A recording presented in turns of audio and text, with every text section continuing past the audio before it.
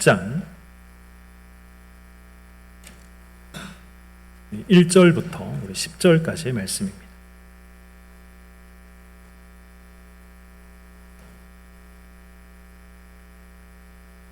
다니엘서 6장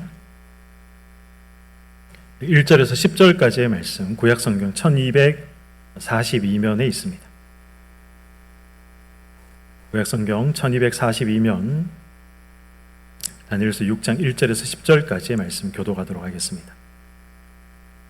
다리오가 자기의 뜻대로 고관 120명을 세워 전국을 통치하게 하고 또 그들 위에 총리 셋을 두었으니 다니엘이 그 중에 하나라.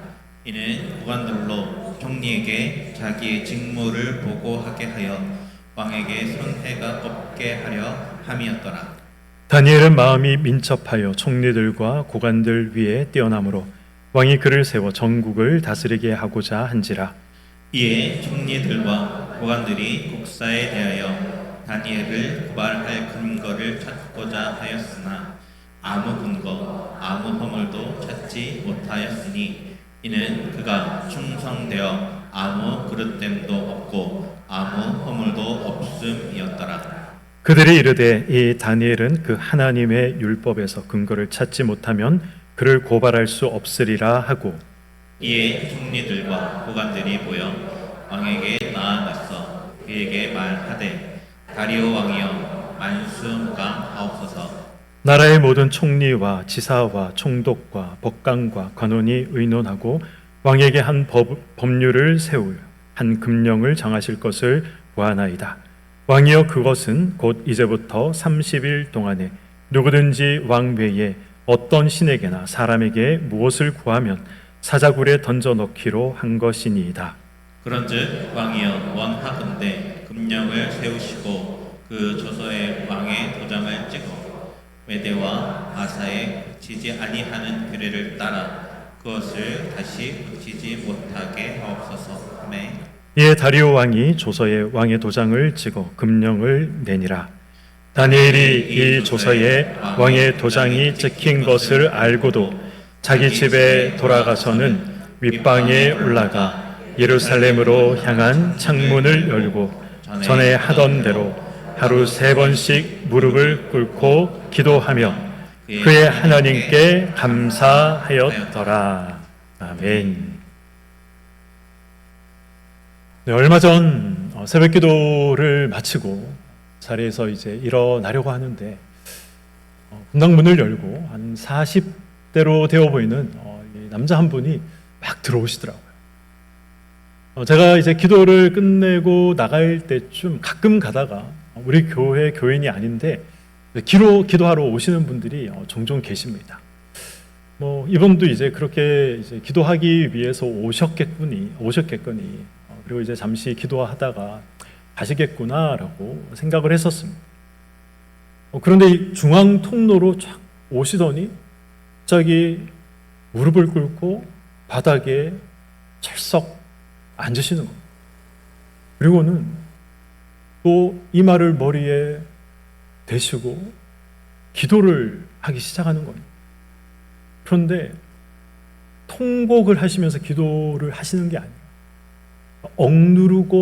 억누르면서, 그런데 그 있지 않습니까? 정말 이 감정이 막 솟구쳐 올라오는데 억누르면서 이 몸을 부르르 떠시면서 기도하시는 게 눈에 보이더라고요. 제가 있기 때문에 마음껏 기도하시지 못하는 건 아닌가 싶어서 그래서 빨리 나가드려야겠다라고 생각을 하고 그래서 제가 나갔습니다. 나가면서 왜 저렇게 애통해 하시면서 기도하실까? 무슨 아픔이 있으실까? 무슨 어려움이 있으실까? 건강에 어려움이 있으신 걸까? 가정에 어려움이 있으신 걸까?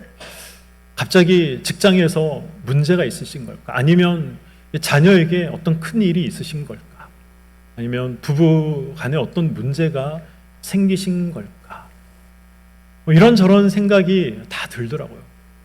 근데 이제 그런 모습을 보면서 저도 그분을 알지는 못하지만 함께 기도해드려야겠다. 그런 마음이 들었습니다. 애처로운 마음, 안타까운 마음이 저도 들어서 분당 입구 로비에서 뒤편에서 그분을 보면서 한참을 서서 저도 함께 기도를 드렸습니다. 그렇게 기도를 드리고 난 다음 내려오는데 문득 그런 생각이 들더라고요.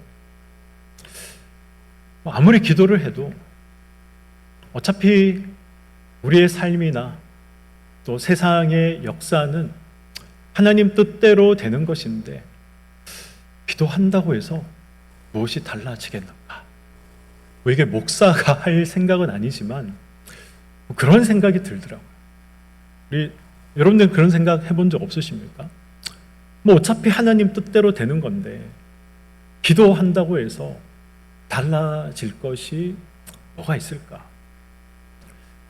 어차피 하나님 뜻대로 역사는 흘러가게 되는 것이고 어차피 하나님 뜻대로 내 삶은 흘러가게 될 것인데 굳이 기도할 이유가 무엇이 있겠는가? 그런 생각이 갑자기 불현듯 들었습니다.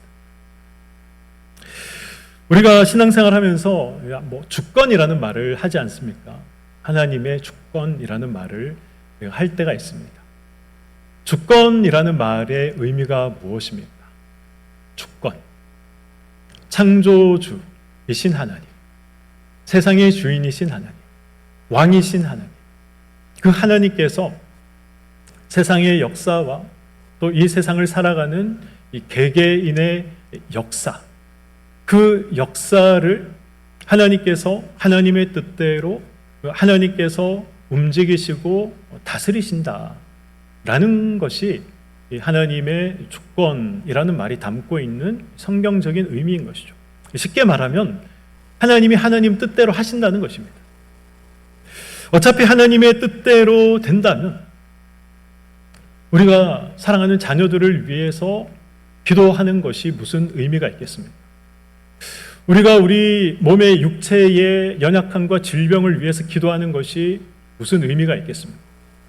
어차피 하나님의 뜻대로 되는 것이라면 우리 인생에 놓여 있는 문제를 위해서 기도하는 것이 무슨 의미가 있겠습니까?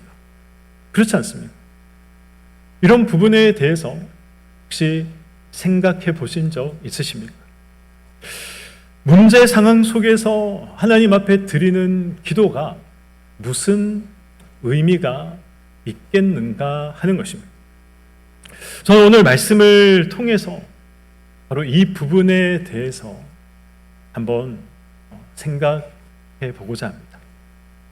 오늘 본문 1절에서 3절 말씀을 보시면 이 페르시아의 바사라고 하죠. 메데 바사.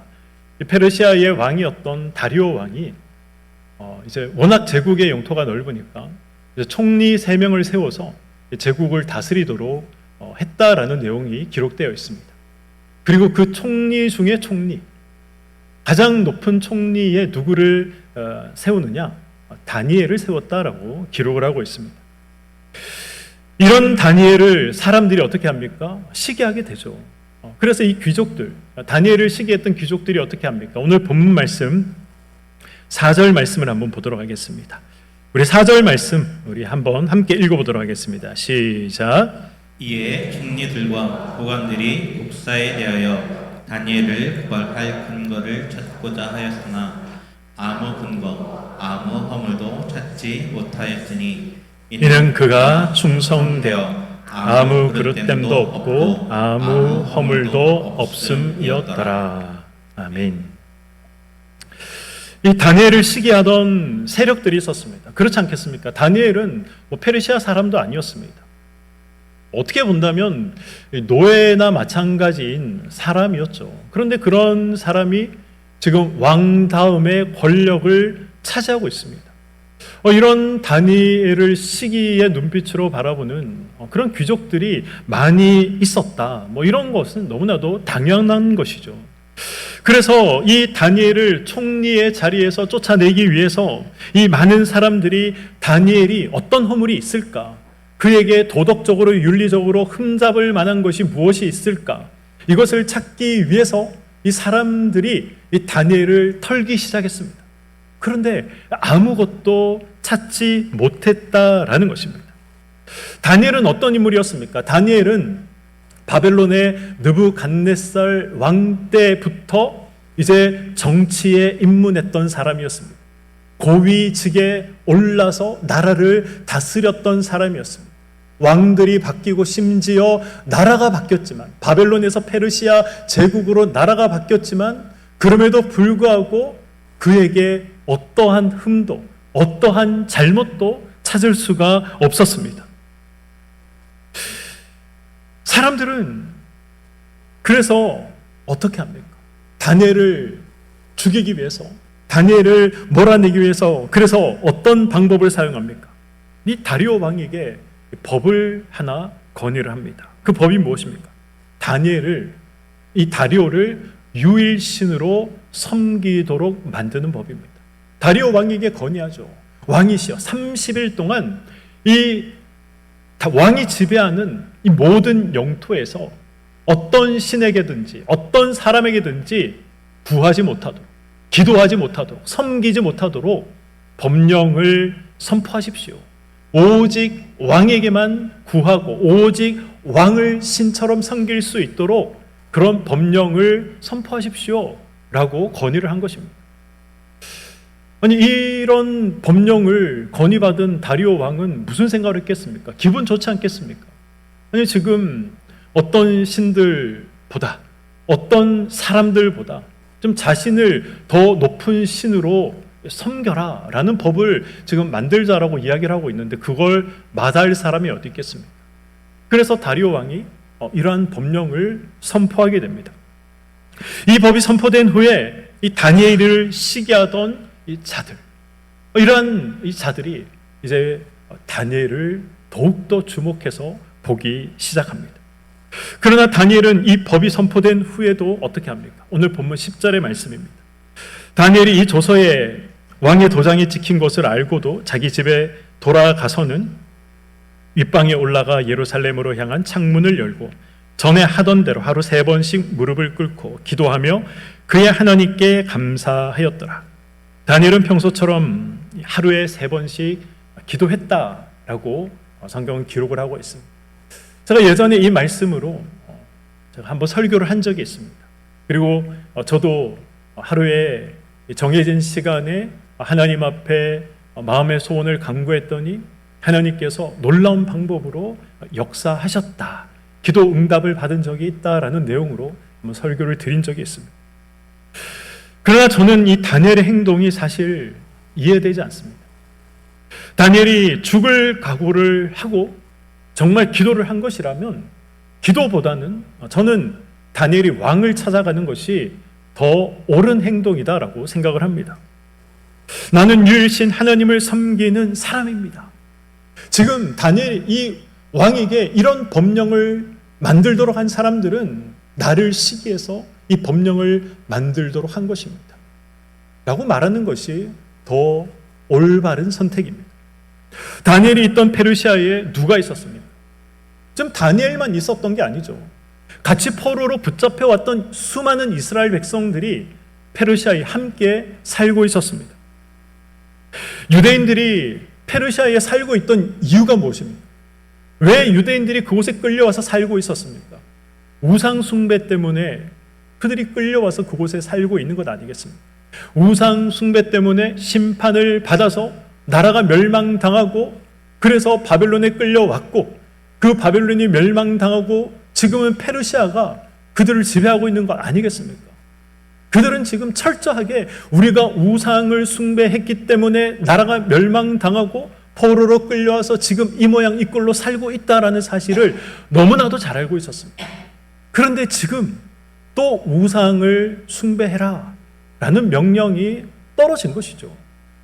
이러한 사실을 잘 알고 있는 다니엘은 죽기를 각오하고 기도를 한 것이라면, 그렇다면 그 마음으로 자기 민족을 위해서라면 죽기를 각오하고 다리오 왕을 찾아가서 마치 에스더처럼 죽으면 죽으리라 라는 이 각오로 다리오 왕을 찾아가서 이 명령을 거두어 달라라고 말하는 것이 자기 백성을 위해서 더 옳은 선택이었지 않겠습니까?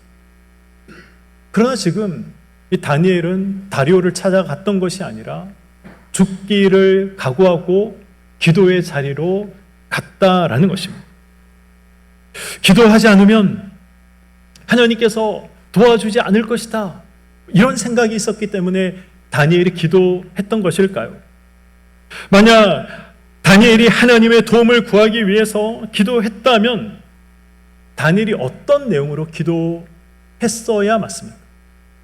만약 여러분들이 다니엘이라면 하나님께 어떤 내용으로 기도하셨겠습니까? 살려달라, 도와달라, 이 왕의 마음을 바꾸어달라, 이런 내용으로 기도하시지 않았겠습니까? 저라면 그렇게 기도했을 것 같습니다. 그런데 오늘 본문 10절 말씀을 다시 한번 보도록 하겠습니다. 다니엘이 이 조서에 왕의 도장이 찍힌 것을 알고도 자기 집에 돌아가서는 윗방에 올라가 예루살렘으로 향한 창문을 열고 전에 하던 대로 하루 3번씩 무릎을 꿇고 기도하며 그의 하나님께 무엇을 했다라고 말씀하고 있습니까? 감사했다라고 말씀하고 있습니다. 감사의 기도를 드렸다는 것입니다. 다니엘의 이 기도가 이해가 되십니까?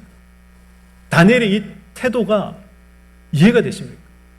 아니, 지금 하나님 앞에 눈물로 살려달라고 기도해도 모자랄 판에 감사 기도를 했다라고 성경은 기록을 하고 있는 것이죠. 다니엘이 이 감사 기도를 드린 이유를 살펴보기 전에 왜 다니엘이 예루살렘을 향해서 기도를 했는가? 오늘 본문에는 다니엘만 기도한 것처럼 이렇게 되어 있지만 사실 다니엘만 기도한 것이 아니라 바벨론의 포로로 붙잡혀갔다. 그리고 페르시아의 포로로 있던 이 이스라엘 백성들이 다 그렇게 기도했습니다. 예루살렘을 향해서 기도를 했습니다. 그들이 예루살렘을 향해서 기도한 이유가 있습니다. 예루살렘의 성전을 가장 먼저 건축한 사람이 누구입니까? 솔로몬이죠. 솔로몬이 성전을 건축한 다음에 솔로몬이 했던 기도의 내용이 있습니다. 솔로몬이 어떤 내용으로 기도를 했습니까? 하나님의 백성들이 이 성전을 향해서 기도할 때에 하나님께서 하나님의 백성들을 외면하지 마시고 하나님께서 하나님의 백성들의 기도를 들어주십시오 라는 기도를 했습니다. 바로 이 솔로몬의 기도를 포로로 붙잡혀간 이스라엘 백성들이 기억하고 있었던 것이죠. 그래서 이스라엘 백성들이 예루살렘을 향해서 비록 다 파괴되고 다 무너진 예루살렘이고 성전이었지만 그러나 그 성전이 있었던 예루살렘을 향해서 이스라엘 백성들이 고개를 들어서 기도를 했던 것입니다. 예루살렘을 향한 하루 3번의 기도는 하나님께서 이스라엘 백성들에게 요구하셨던 그런 어떤 율법의 내용이 아니었습니다. 하나님께서 그들의 죄를 용서해 주시고 하나님께서 다시 그들을 고향으로 불러주시기를 회복시켜 주시기를 간절히 원했던 포로로 붙잡혀 갔던 그들의 마음이 담겨 있는 그런 기도였던 것이죠. 수십 년 동안 내려왔던 기도. 그래서 하나의 어떤 이 종교적인 의식과 예식이 되었던 그런 기도였던 것입니다. 그렇다면 다니엘이 예루살렘을 향해서 평소에 창을 열고 기도했던 다니엘의 기도의 내용은 무엇이었겠습니까? 그 내용은 다니엘서 9장을 보시면 잘 나와 있습니다. 다니엘서 9장을 보시면 다니엘이 어떤 내용으로 기도했다라는 것이 기록되어 있는데 하나님 앞에 회개의 기도, 하나님이 다시 그들을 회복시켜 주실 것을 기도했다라고 기록되어 있습니다. 이것은 다니엘의 기도뿐만 아니라 포로로 붙잡혀갔던 이스라엘 백성들의 기도였습니다. 하나님, 우리의 죄를 용서하여 주십시오. 하나님, 우리를 다시 회복시켜 주십시오. 하나님, 다시 우리를 고향으로 돌려보내 주십시오. 그것이 포로로 붙잡혀갔던 이스라엘 백성들의 일반적인 기도였습니다. 그러나 오늘 본문의 기도는 그런 기도가 아니었습니다. 오늘 본문은 회개의 기도도 아니었고, 오늘 본문은 살려달라는 기도도 아니었고, 오늘 본문의 기도는 감사의 기도였습니다. 다니엘을 시기하던 사람들은 윤리적인 문제로, 도덕적인 문제로 다니엘을 흠잡을 수 없다라는 사실을 발견했습니다. 다니엘을 고발하기 위해서는 오직 무엇으로 가능하다라는 것을 이들이 발견했습니까? 오늘 본문 5절의 말씀입니다. 그들이 이르되 이 다니엘은 그 하나님의 율법에서 근거를 찾지 못하면 그들을 고발할 수 없으리라 하고. 무슨 말씀입니까? 다니엘을 고발하기 위해서는, 이 다니엘에게 무언가 흠을 잡고 책을 잡기 위해서는 오직 율법의 문제, 다니엘이 가지고 있는 신앙의 문제, 믿음의 문제만으로만 가능하다라는 것을 그들이 발견하게 되었다라는 것이죠. 그리고 그가 철저한 믿음의 사람, 철저한 신앙의 사람, 철저한 하나님의 사람이라는 것을 그들은 알고 있었습니다. 마치 우리가 이 이슬람을 믿는 사람들이 하루에 5번씩 어디를 향해서 기도한다는 것을 알고 있습니까? 메카를 향해서 하루에 5번씩 이 이슬람을 믿는 사람들이 기도한다는 사실을 알고 있는 것처럼, 이 페르시아 사람들도 다니엘이 하루에 3번씩 예루살렘을 향해서 기도하는 사람이다라는 것을, 그가 믿는 하나님을 향해서 기도하는 사람이다라는 것을 알고 있었던 것이죠. 그래서 이 다니엘의 대적들이 바로 이 부분을 공격하기 시작했던 것입니다. 여러분 한번 생각해 보시기 바랍니다. 다니엘이 만약에 숨어서 기도했다면 무슨 생각을 했겠습니까? 다니엘도 하나님이 아니라 다리오를 이제 신으로 생각하는 사람이구나. 다니엘도 이제 하나님이 아니라 다리오를 더 두려워하는 사람이 되었구나. 그런 생각하지 않았겠습니까? 사람들이 보기에 더 이상 다니엘의 주인은 하나님이 아니라 이제 다리오가 되었던 것입니다. 사람들이 생각할 때 이제 다리오에게 두려움을 주거나, 아니면 다니엘에게 두려움을 주거나, 아니면 다니엘에게 더 큰 유익을 줄 수 있다라고 생각하는 존재가 이제 하나님이 아니라 다리오가 되었다라고 사람들은 생각할 수밖에 없었던 것이죠. 지금 다니엘 앞에 놓인 문제는 이 상황 가운데 기도를 해야 하는가 말아야 하는가, 그 정도 차원의 문제가 아니었습니다. 이것은 어떤 문제입니까? 이것은 고백의 문제인 것이죠. 내 주인이 누구인가? 이 고백의 문제가 된 것입니다. 다니엘은 모든 사람 앞에서 자신의 주인은 오직 하나님 한 분뿐입니다 라는 이 사실을 고백해야만 했습니다. 우리나라가 경험했던 신사참배의 문제도 그런 문제 아니겠습니까? 우리 교단에서도 괜찮다라고 결의를 했지만, 그러나 사람들 앞에서 아니다, 내 주인은 하나님이시다라는 것을 반드시 밝혀야만 했던 이 신앙을 가졌던 신앙의 선배들은 고난당했고 고문당했고 순교당해야만 했습니다. 동일한 문제였던 것이죠. 다리오가 주인이 아니라, 인간이 주인이 아니라 하나님이 주인이다 라는 고백의 문제였던 것입니다. 다니엘이 기도했던 이유는 목에 칼이 들어와도 내가 이 기도하는 습관을 버리지 못하겠다, 그래서 기도한 것이 아닙니다. 하나님이 기도해야 이 환난을 면하게 해주신다, 이렇게 믿었기 때문에 기도한 것이 아닙니다. 다니엘이 기도한 이유는 나의 주인은, 세상의 주인은 다리오가 아니라 하나님이시다 라는 이 고백을 포기할 수 없었기 때문에 다니엘은 기도했던 것입니다. 시편 26편을 보시면 다윗이 고백한 고백이 있습니다. 그가 얼마나 극심한 어려운 가운데 있었는가, 그 고백, 그 상황을 다윗이 기록한 기록이 있죠. 시편 62편 3절에서 4절의 말씀입니다. 넘어지는 담과 흔들리는 울타리 같이 사람을 죽이려고 너희가 일제히 공격하기를 언제까지 하려느냐.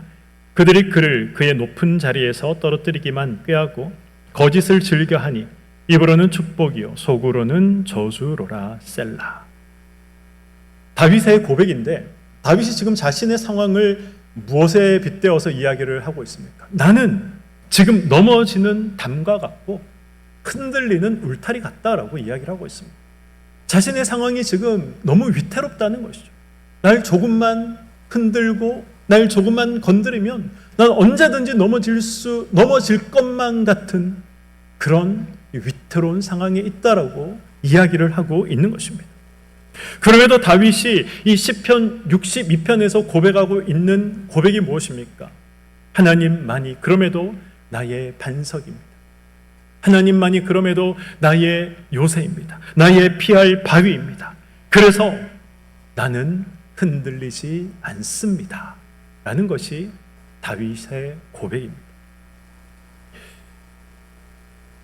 다니엘은 하나님께 감사했습니다. 이해할 수 없는 다니엘의 이 감사는 어떤 감사였을까요? 다니엘의 감사는 어떤 감사였을까요? 다윗의 고백과 같은 고백이고 다윗의 고백과 같은 감사입니다.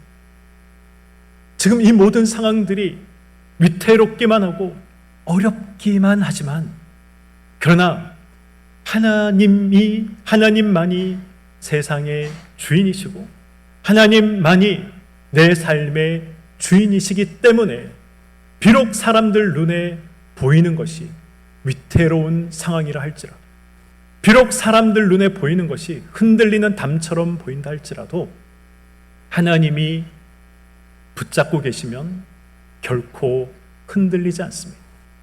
그래서 감사합니다. 그래서 나는 안전합니다. 이 고백이고 이 감사였던 것입니다.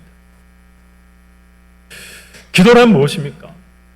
기도란 내 인생의 주인은 하나님입니다 라는 그 표현이고 그 고백인 것입니다.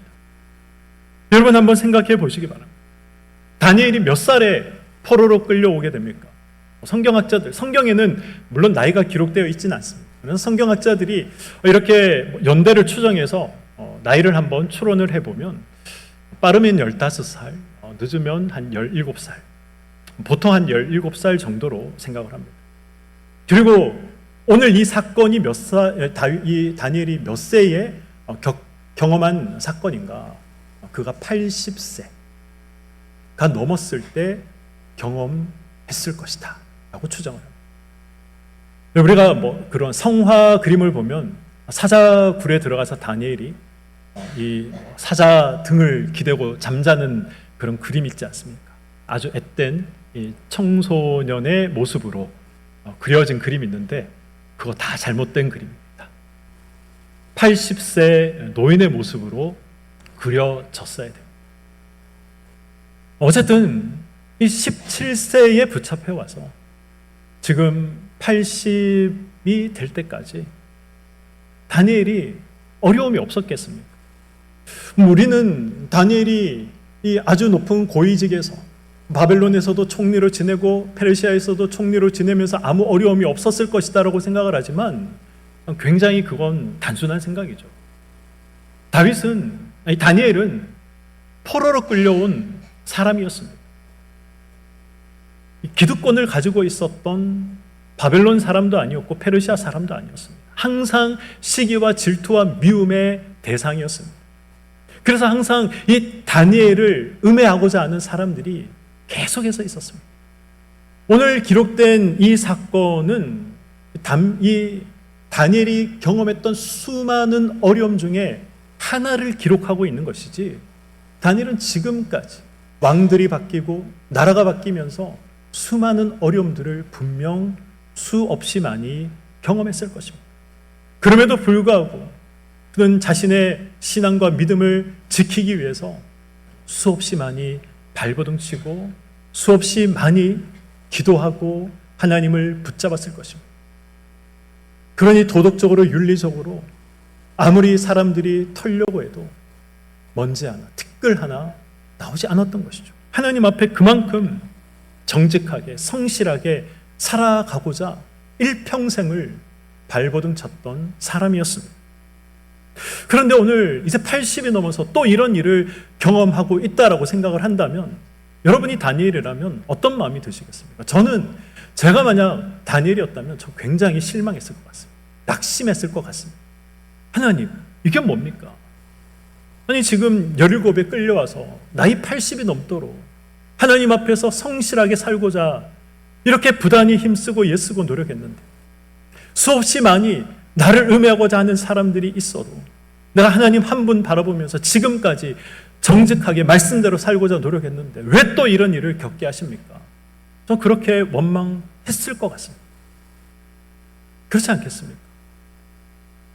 그런데 여전히 다니엘은 하나님만 나의 주인입니다. 이 고백을 하며 이 죽음을 대면하는 이 신앙의 절개를 지키고 있는 것이죠.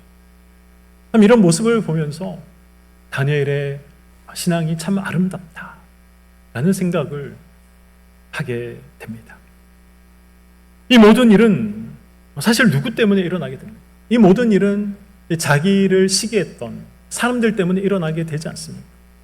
그렇다면 다니엘은 얼마든지 이런 기도할 수 있는 것이죠. 하나님, 나를 시기해서 나와 우리 민족을 어려움에 빠뜨린 저 사람들을 벌해 주십시오. 하나님, 저런 어리석은 자들의 말에 현혹되어서 이런 법령을 만든 자신을 신의 자리에 올린 저 어리석은 다리오도 하나님께서 벌해 주십시오. 이런 기도 충분히 할 수 있지 않습니까? 다니엘이 이런 기도를 한다고 해서 손가락질하고 비난할 사람이 누가 있겠습니까? 그럼에도 다니엘은 그런 기도를 하지 않았습니다. 오히려 자신의 생명을 포기하는 자리에 다니엘이 섰던 것이죠. 다리오가 아니라 하나님이 나의 주인입니다 라는 그 자리에 다니엘이 섰던 것입니다. 성공과 실패에도 형통과 환난에도 그 어떤 경우에도 하나님이 주인이십니다. 저는 바로 이 고백이 우리가 생명같이 지켜야 할 고백이라고 생각을 합니다. 저와 여러분이 오늘도 해야 할 고백과 기도는 바로 이것이죠. 하나님이 저의 주인입니다. 하나님이 세상의 주인입니다. 이것이 우리가 생명같이 지키고 고백해야 할 우리의 고백인 것입니다. 삶의 어떤 순간에도 어떤 경우에도 하나님이 저와 여러분의 주인이시고 우리 교회의 주인이시고 세상의 주인이심을 잊지 마시기 바랍니다. 이것이 바로 죽음 앞에서 다니엘이 했던 다니엘의 기도의 내용인 것입니다.